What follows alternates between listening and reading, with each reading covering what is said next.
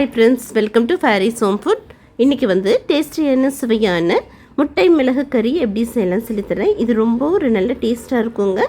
ரசம் சாதம், சாம்பார் சாதம், ஒயிட் ரைஸ்க்கெலாம் வச்சு சாப்பிட்றதுக்கு அவ்வளோ சூப்பராக இருக்குங்க. வாங்க இந்த டேஸ்டியான சிம்பிளான முட்டை மிளகு வறுவல் எப்படி செய்யலாம் சொல்லித்தரேன். வீடியோக்குள்ளே போய் பார்க்கலாம்.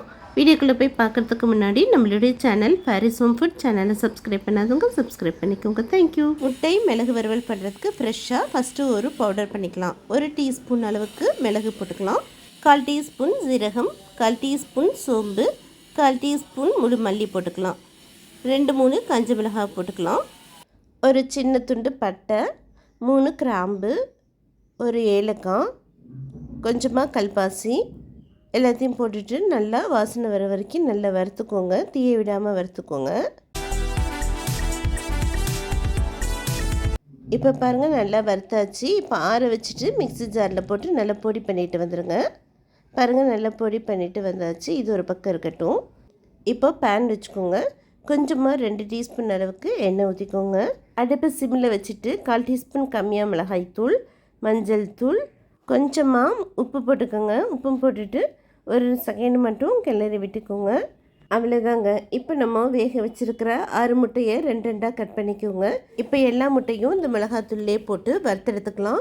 முட்டை போடும்போது சம்டைம் வெடிக்க ஆரம்பிக்கும். பார்த்து பக்குவமாக போட்டுக்கோங்க. இப்போ முட்டையை திருப்பி விட்டுக்கலாம். 2-3 நிமிஷத்துலேயே இந்த முட்டையை வறுத்தெடுத்துக்கலாம். நல்ல முட்டையில் உப்பு காரம் பிடிக்கிற அளவுக்கு எல்லா முட்டையும் நல்லா வறுத்தெடுத்துக்கோங்க.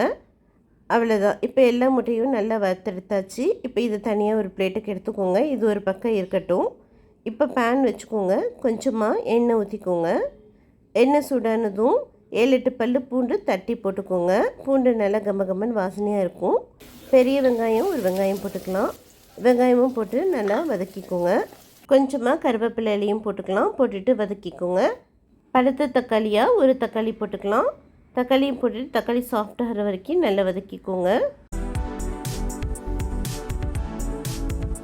தக்காளி வதங்கினதும் 1/4 டீஸ்பூன் மஞ்சள் தூள், கொஞ்சமாக தேவையான அளவுக்கு உப்பு போட்டுக்கலாம். உப்பு போட்டு நல்லா வதக்கிக்கோங்க.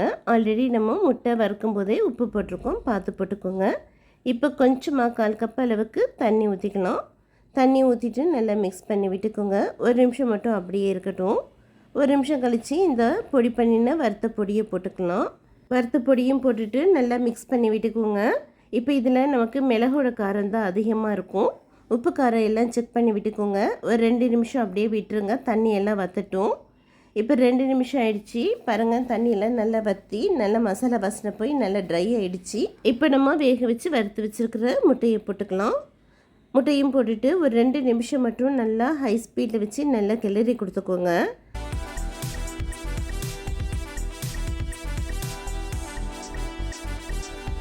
அவ்வளோதாங்க. முட்டையில் உப்பு காரம் எல்லாம் பிடிச்சி முட்டை மிளகு வறுவல் ரெடி ஆகிடுச்சு. இப்போ கடைசியாக கொஞ்சமாக கொத்தமல்லி இலையும் தூவிடுங்க.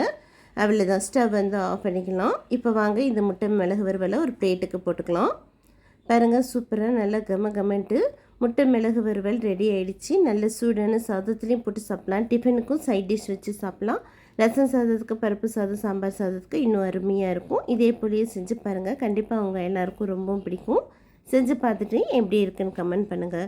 இந்த வீடியோ பிடிச்சிருந்ததுன்னா மறக்காமல் லைக் பண்ணுங்கள், ஷேர் பண்ணுங்கள், சப்ஸ்கிரைப் பண்ணுங்கள். தேங்க்யூ ஃபார் வாட்சிங். பாய்.